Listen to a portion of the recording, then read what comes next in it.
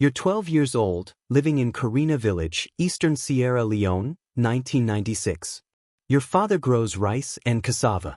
Your mother sells vegetables at market. You have two younger sisters, Mariama age 10, Fatima age 7. Life is simple, poor, but peaceful. Until the RUF comes. Revolutionary United Front rebels fighting a brutal civil war, controlling diamond mines in Kono district, funding themselves by smuggling diamonds. Their motto, no living thing. They terrorize villages, recruit child soldiers, amputate civilians. January 1996, early morning. Gunfire wakes you. The village is burning. RUF rebels everywhere, 50 of them with AK-47s and machetes, killing everyone. Your father pushes you and your sisters toward the forest. Run. Don't stop. You run. Mariama trips. An RUF soldier grabs her. Your father runs back to save her. The soldier shoots him 3 times in the chest. He falls dead. Your mother screams, running toward him. They grab her. Machete. You see it. You can't unsee it. They grab you and Fatima, drag you to the village center. 30 other children there, ages 6 to 15, all crying, all terrified. The RUF commander, 30 years old, scarred face, dreadlocks, stands on a truck. You belong to the RUF now. You are soldiers. Fight for us or die. They separate you from Fatima. Girls one side, boys the other. She's crying, reaching for you. They take her away. You never see her again.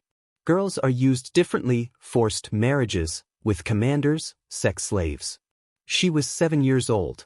You're thrown in a truck with 20 boys, driven hours into the bush to Kono District Diamond Country. You arrive at an RUF camp, hundreds of rebels, child soldiers, slaves, prisoners. This is your new life. Age 12. Father dead. Mother dead.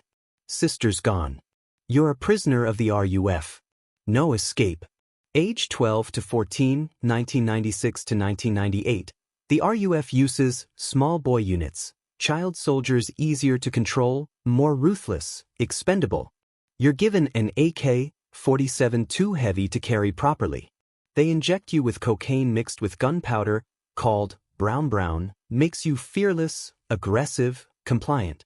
Your training, 1 week. They force you to kill a prisoner to prove loyalty. You refuse. They beat you unconscious. When you wake, they give you a choice. Kill the prisoner or we kill you. You pull the trigger. The man dies. You vomit. They laugh. Good soldier. Now you're RUF. Age 13, you raid villages just like they raided yours. You burn homes, steal food, capture children. You become what destroyed your family. The brown keeps you numb. The fear keeps you obedient.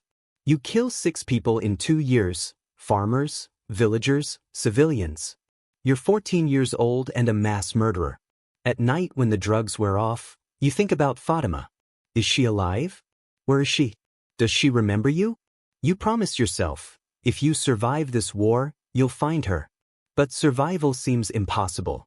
Age 14 to 16, 1998 to 2000, 1998, you're assigned to diamond mining, the RUF's main revenue source. The Kono district produces some of the world's highest quality diamonds. The RUF controls the mines, using slave labor to extract stones worth millions. You work 12-hour days in muddy pits, digging gravel, searching for diamonds. If you find a stone, you're beaten less that day. If you don't, you're beaten more. The overseers are brutal, former child soldiers now commanders, perpetuating the cycle. You learn the diamond trade quickly. The RUF sells stones to international smugglers who launder them through Liberia's President Charles Taylor. The diamonds enter the legal market in Belgium, Israel, USA. Wedding rings in New York funded by blood in Sierra Leone. The irony isn't lost on you, your mother died so someone in America could have a pretty stone. Age 16, you witness something that changes you. A boy finds a 20-carat diamond, worth maybe $2 million. Instead of handing it over, he tries to swallow it. The commanders shoot him, cut him open, retrieve the diamond. The boy is 14. They leave his body in the pit as a warning. You realize, this war will never end as long as diamonds fund it. And you're part of the machine. Age 16, July 2000. July 2000, British and UN forces intervene in Sierra Leone's civil war. They attack RUF positions, liberate child soldiers. During a firefight, you run into the jungle and keep running. You're 16, traumatized, drug-addicted, trained to kill. You're free but broken. You reach Freetown, Sierra Leone's capital, and join thousands of displaced children. UN rehabilitation programs exist, but you avoid them. You're not a victim, you're a perpetrator. You killed 6 people. You helped enslave children. You mined blood diamonds. Rehabilitation can't undo that. Instead, you survive on the streets. You steal, scavenge, sleep in abandoned buildings. You're searching for Fatima. Every young woman you see, you look for her face. You ask around. Nobody knows. 7-year-old girls taken by the RUF rarely survive. But you can't accept that. You keep searching.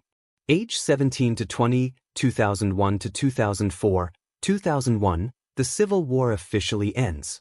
The RUF is disbanded. Charles Taylor faces international pressure. But the diamond smuggling continues, now by former RUF members turned criminals. Age 17, you meet Samuel, a former RUF commander now running a diamond smuggling operation. He recognizes you from the mines. You know diamonds. You know the routes. Work for me. I'll pay you. You need money to keep searching for Fatima. You agree.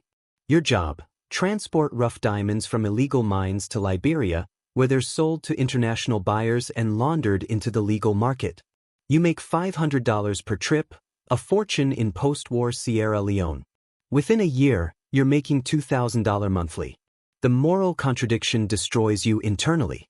You're profiting from the same system that killed your parents. Every diamond you smuggle could fund another war, create more child soldiers, destroy more families. But you tell yourself, you're searching for Fatima. You need the money. Once you find her, you'll stop. But you never find her. Years pass. No trace. She's gone. Age 21 to 28, 2005 to 2012. By age 21, you run your own smuggling network. The 2003 Kimberley Process Certification Scheme attempts to stop blood diamonds, but you exploit loopholes, mixing illegal stones with legal ones, bribing officials, using false documentation. You move $5 million in diamonds annually. You're wealthy now, nice house in Freetown, car, clothes. You help former child soldiers, fund schools, donate to orphanages. People call you a businessman, a philanthropist. They don't know your money comes from blood diamonds. They don't know you're perpetuating the system that destroyed your childhood. Age 25, you hire investigators to search for Fatima. They find nothing. She's likely dead, killed, diseased, or disappeared into West African anonymity. You're 25, rich, and utterly hollow. Your entire adult life built on searching for a sister who's probably been dead for 15 years. The guilt consumes you. Every diamond you touch, you see your mother's face. Every dollar you make, you think about the boy cut open for swallowing a 20-carat stone. You're 30 years old and you've become a monster, different from the RUF, but still a monster. Age 28 to 30, 2012 to 2014, 2012, Charles Taylor, Liberia's former president who facilitated blood diamond smuggling, is convicted by the Special Court for Sierra Leone. Sentenced to 50 years for war crimes, crimes against humanity. His conviction exposes the entire blood diamond network. UN investigators contact you. They have evidence, financial records, witness testimony, intercepted communications. You helped smuggle diamonds that funded atrocities. You face 20 years in prison for war crimes complicity. They offer a deal: testify against other smugglers, provide evidence, enter witness protection. You'll avoid prison but live under a new identity forever. You accept. Not for freedom, but because you're tired. Tired of the guilt, the searching, the pretending. You testify against 15 smugglers. Your testimony sends 12 to prison.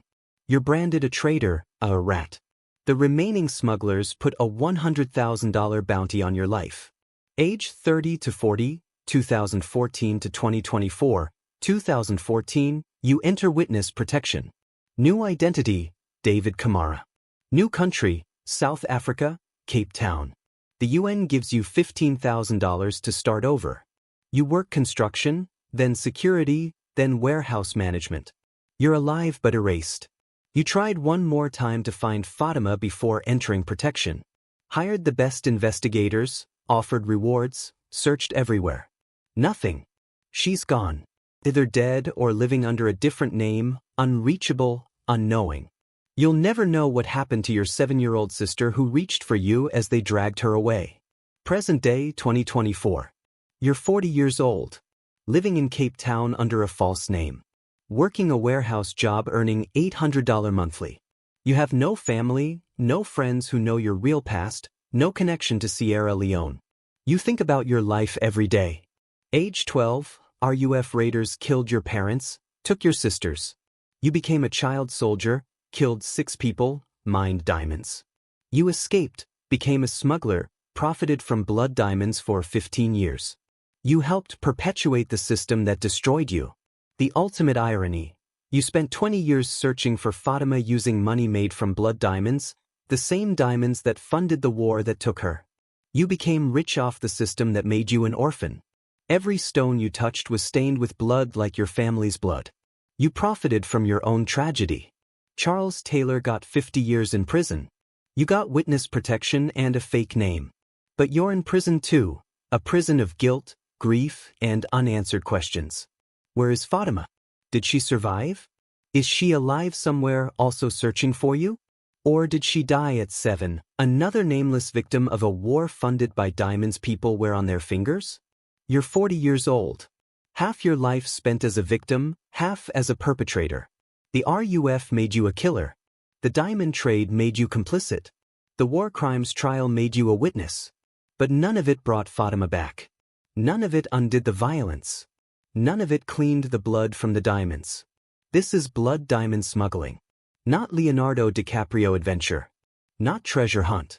Just a system where Western demand for luxury creates African suffering, where children die so adults can have shiny stones, where orphans like you become smugglers like you, perpetuating the cycle that destroyed them. You're 40, alive, safe, and utterly alone. Your parents are dead. Your sister Mariama is dead. Your sister Fatima is probably dead or lost forever. You're alive, but you're the ghost. The diamonds are still being smuggled. The cycle continues. And you can never go home. The end.